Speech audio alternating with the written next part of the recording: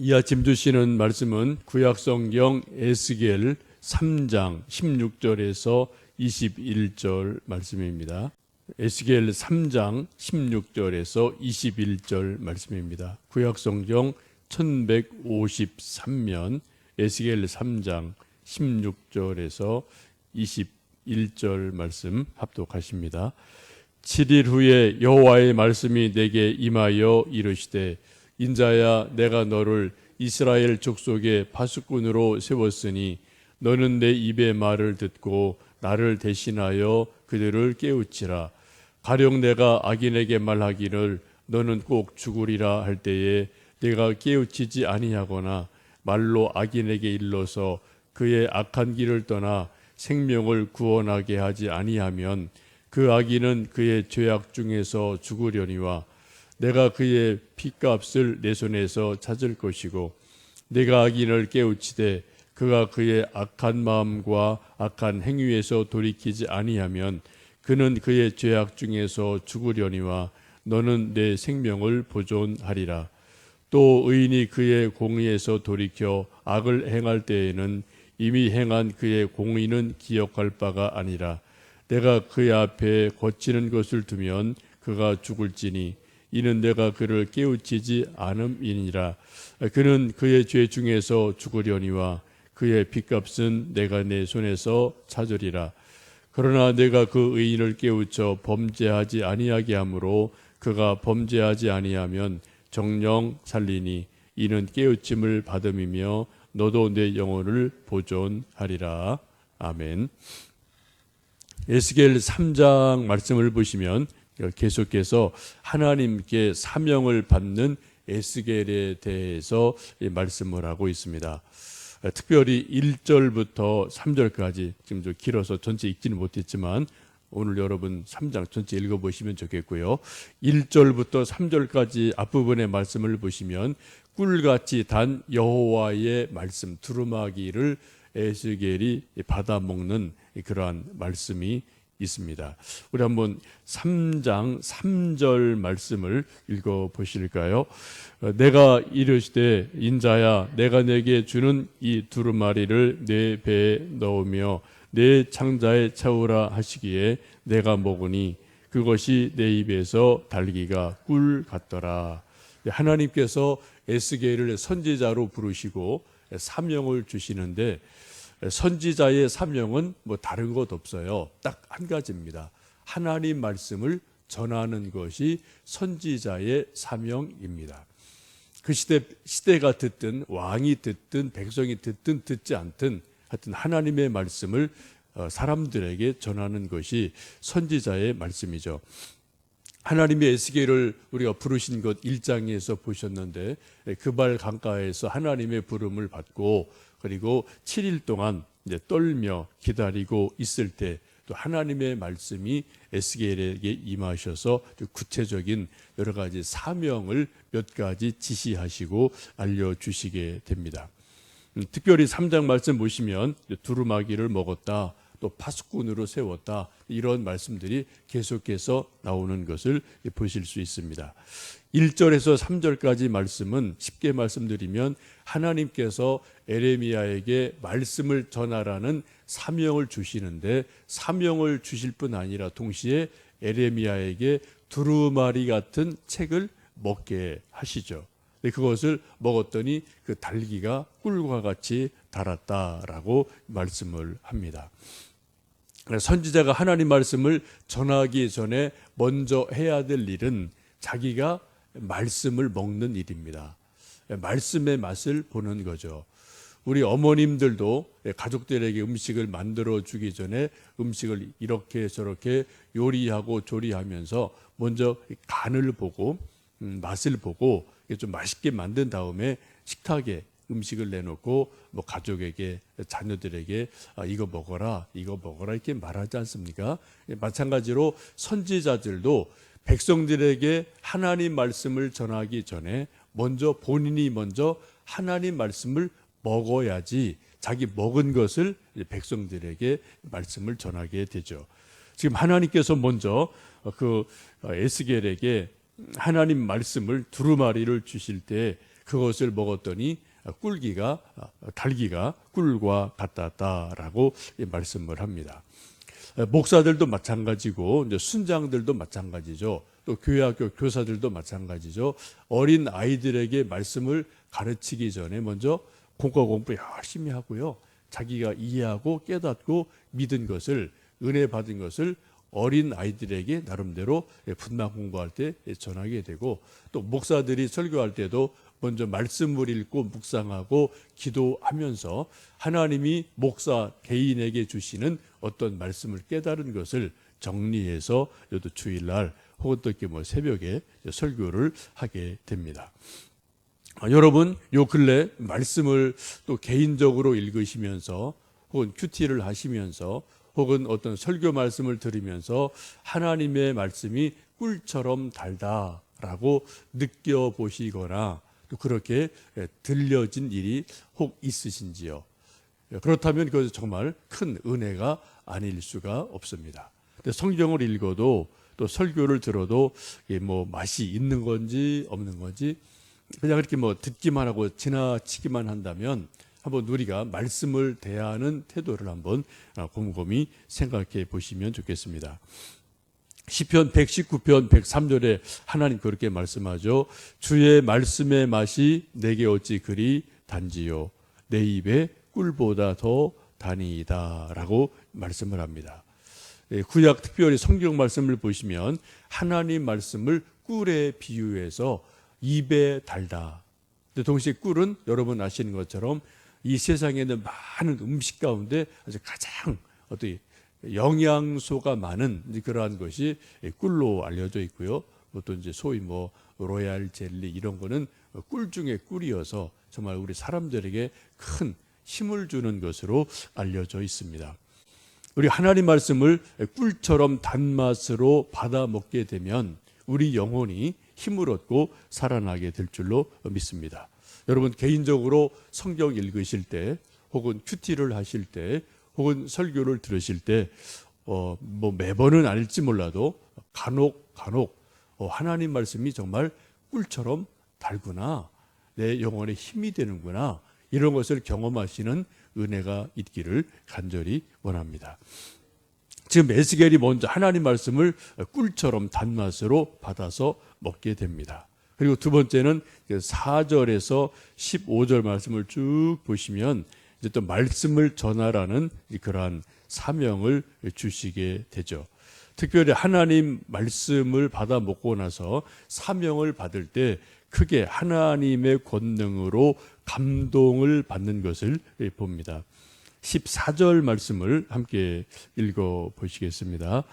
주의 영이 나를 들어올려 데리고 가시는데 내가 근심하고 분한 마음으로 가니 여호와의 권능이 힘있게 나를 감동시키더라 라고 말씀합니다. 하나님의 말씀을 받아 먹었습니다. 그리고 백성들에게 가서 말씀을 전해야 돼요. 근데 그 앞에 쭉 말씀을 보시면 이 포로로 잡혀온 백성들의 마음이 아직도 단단하게 굳어 있어서 하나님 말씀을 받을 마음의 준비가 되어 있지 않음을 보게 됩니다. 이마가 굳다, 마음이 굳다. 7절 말씀 보시면 그런 말씀이 계속돼요. 그들이 내 말을 듣지 않을 것이다 라고 하나님이 백성들의 마음 상태를 마음밭이 마치 길가밭처럼 되어 있음을 말씀을 합니다. 이때 이제 말씀의 씨를 뿌리는 에스겔이 참 마음이 힘들죠. 말씀을 잘 받을 때 전하는 자가 힘이 있는데 말씀을 받을 마음밭이 되어 있지 않으면 이제 말씀 전하는 자가 소규의 경읽기 같은 일이 되어버리니까 상당히 참 답답하고 힘든 일이 일어나거든요. 그때 이 힘들어하는 에스겔에게 14절 말씀 보시면은 여호와의 권능이 힘있게 나를 감동시키더라라고 말씀을 하죠. 하나님의 말씀이, 하나님의 성령이, 하나님의 능력이 에스겔을 강하게 감동시키셔서 감동된 마음으로 말씀을 전하게 하십니다. 우리가 인생을 살며 특별히 하나님을 믿으면서 소위 이제 은혜 받았다라고 우리가 표현할 때가 간혹 있는데요. 그 하나님의 은혜를 받는 것 중에 중요한 표징, 사인 중에 하나가 우리 마음에 감동을 받는 겁니다. 감동을 받는 거예요. 성령께서 우리 마음을 어떤 때는 슬픔으로, 눈물로, 어떤 때는 기쁨으로, 감사함으로, 그 표현과 느낌은 다르겠지만 가끔 우리 마음을 감동시키실 때가 종종 있습니다. 특별히 이제 성령께서 우리에게 역사하실 때 우리의 맹숭맹숭해진 마음을 감동시키신 일들이 종종 있죠. 한번 여러분 요 근래 쭉 기도하고 말씀 읽고 이런저런 것 돌아보시면서 하나님이 우리의 마음을, 여러분의 마음을 뭔가 감동시키셨던 그러한 일이 있으신지 한번 살펴보시면 좋겠습니다. 우리 하나님의 감동을 받기 위해서는 가난한 마음을 갖는 것이 중요합니다. 사모하는 마음, 또 목마른 사슴 같은 마음을 갖는 것이 필요하죠. 예수님도 말씀하기를 심령이 가난한 자가 복이 있다라고 말씀하시면서 우리 심령이 가난할 때, 정말 갈망하는 마음이 있을 때 하나님이 말씀을 통해서 혹은 기도할 때 혹은 성령님의 역사하심으로 우리의 마음을 감동시키시곤 합니다. 16절부터 21절 말씀까지는 이렇게 하나님의 말씀을 받아 먹고 하나님의 능력으로 힘있게 감동을 받은 에스겔이 말씀을 전하는 내용 중에 하나입니다. 내용이 그런 거죠. 우리 한번 17절, 18절 말씀을 다시 읽어보실까요? 인자야, 내가 너를 이스라엘 족속의 파수꾼으로 세웠으니 너는 내 입의 말을 듣고 나를 대신하여 그들을 깨우치라. 가령 내가 악인에게 말하기를 너는 꼭 죽으리라 할 때에 내가 깨우치지 아니하거나 말로 악인에게 일러서 그의 악한 길을 떠나 생명을 구원하게 하지 아니하면 그 악인은 그의 죄악 중에서 죽으려니와 내가 그의 그 핏값을 내 손에서 찾을 것이고. 19절이요. 내가 악인을 깨우치되 그가 그의 악한 마음과 악한 행위에서 돌이키지 아니하면 그는 그의 죄 중에서 죽으려니와 너는 내 생명을 보존하리라. 그 밑에도 비슷한 말씀이 반복이 돼요. 일단 하나님께서 에스겔을 이스라엘 족속의 말씀을 전하는 자 파수꾼으로 세웠다라고 말씀을 합니다. 파수꾼은 다른 사람이 다 잠을 잘 때도 잠을 잘 수 없고 깨워서 지켜야 되고 경계를 해야 되고 먼저 나팔을 불어야 되고 먼저 말씀을 전하는 것이 파수꾼의 사명이죠. 지금 이스라엘 족속이 모두 다 잠들어 있습니다. 영적으로 다 잠들어 있어요. 그때 한 사람 에스겔을 파수꾼으로 하나님이 세우셔서 말씀을 주시고 감동을 주시고 잠들어 있는 이스라엘 족속에게 파수꾼처럼 말씀을 전해라, 그들을 깨워라 라고 말씀합니다. 그 깨우시는 말씀이 뭡니까? 하나님께로 돌아오라는 거죠. 늘 메시지는 그거예요. 하나님께로 돌아와라. 하나님 말씀대로 살아라. 하나님 잘 믿어라. 말씀대로 믿어라. 그런 거죠. 근데 이 말씀을 그 악인들이 듣고 하나님께로 돌아오면 너무 감사한 거예요. 그럼 그들도 살고 에스겔도 삽니다. 근데 에스겔이 막 두려운 마음에 또 게으른 마음에 말씀을 전하지 않으면 그들이 말씀을 듣지 못해서 죽게 돼요.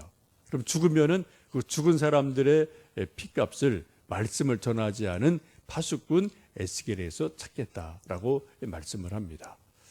또 이제 말씀을 전했는데 이 사람들 백성들 마음이 너무 강팍해서 전혀 듣지를 않아요. 그래 죄 중에 죽습니다. 그러면은 말씀을 듣고도 순종하지 않은 그 사람들의 핏값은 본인이 지지만 이 말씀을 전한 에스겔은 책임은 없다. 이런 말씀을 반복해서 하고 있습니다. 그래서 듣든지 듣지 않든지 말씀을 전해라라고 말씀을 하죠.